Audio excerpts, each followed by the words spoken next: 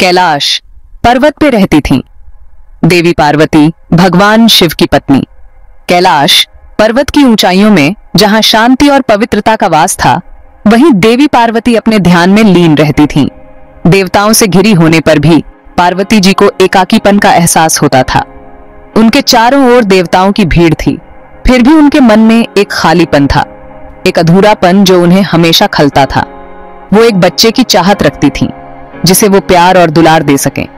उनके मन में एक गहरी इच्छा थी, एक ऐसा बच्चा जो उनके जीवन को पूर्ण कर सके, जिसे वो अपनी ममता और स्नेह से सींच सकें। एक दिन बच्चा पाने के लिए दृढ़ संकल्पित होकर पार्वती जी ने खुद ही एक बच्चा बनाने का फैसला किया। उन्होंने ठान लिया कि वो अपनी ममता की पूर्ति के लिए खुद ही एक बच्चे का निर्माण करेंगी। पार्वती जी ने हल्दी और चंदन लिया, जो कि सुगंधित और शुद्ध थे। इन पवित्र सामग्रियों का उपयोग करते हुए उन्होंने अपने हाथों से एक अद्वितीय रचना की शुरुआत की। बड़े ही प्रेम और ध्यान से उन्होंने एक सुंदर बेटे को गढ़ा, जिसकी त्वचा दिव्य प्रकाश से चमक रही थी। हर स्पर्श में उनका स्नेह और ममता झलक रही थी और धीरे धीरे एक दिव्य आकृति उभरने लगी।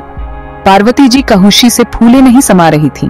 उनके चेहरे पर एक अद्वितीय चमक थी, जैसे उनकी सारी इच्छाएं पूरी हो गई हों।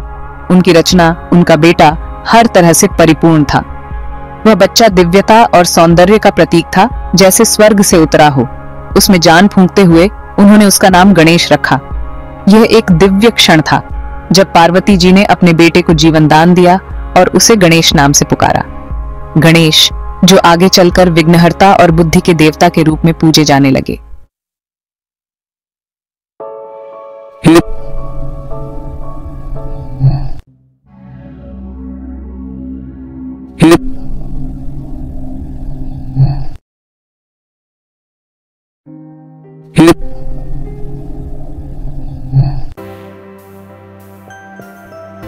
देवताओं को अपनी गलती का एहसास हुआ और उन्होंने गणेश को ठीक करने का उपाय खोजा।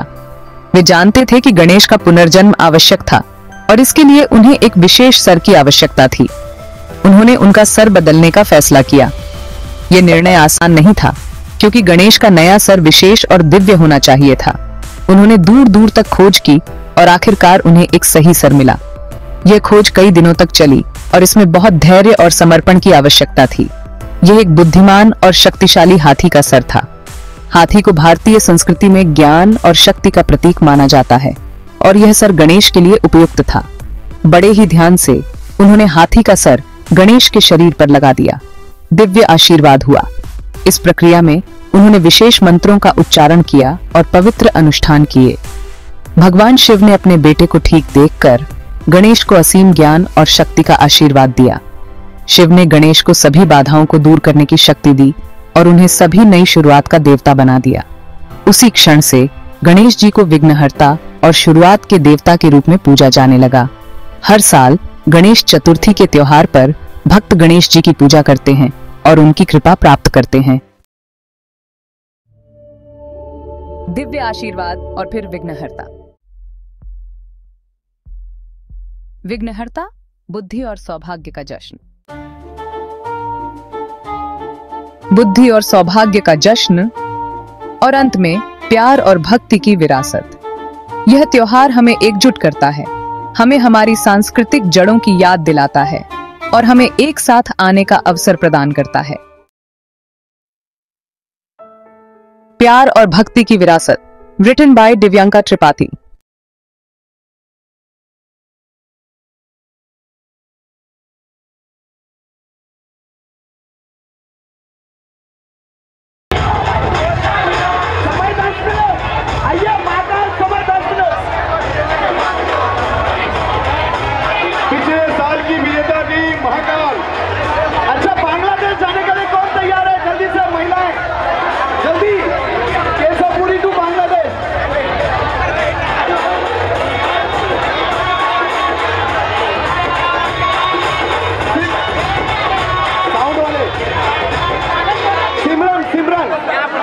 सिमरन जी आवाज सुन रही, 2 बार जो पहले आई थी वापस चली गई। सिमरन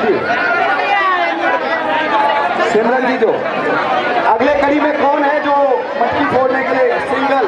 महाकाल के पास सिर्फ 5 मिनट का समय है, फटाफट अपनी तैयारी करें। हाथ में पट्टी लगेगी।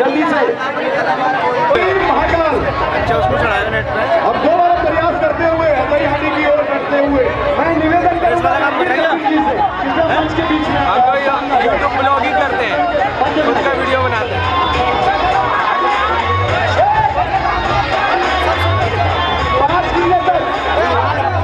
पानी मिलाएंगे सभी लोग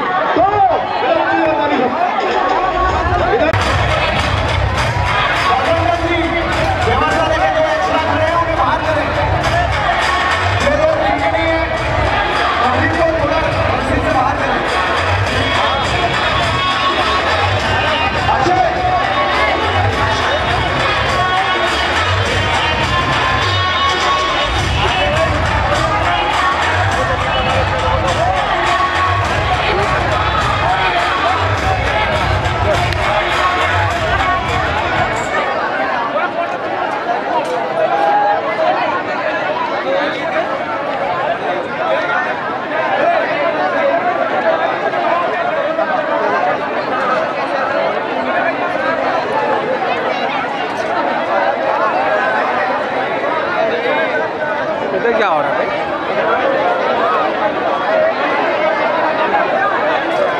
तो देख सकते हैं आप लोग दही हांडी का उत्सव में कितना पब्लिक भीड़ हो रखा है, एकदम मजा ही मजा हो रहा है भाई। ये लोग मौज मौज कर रहे हैं।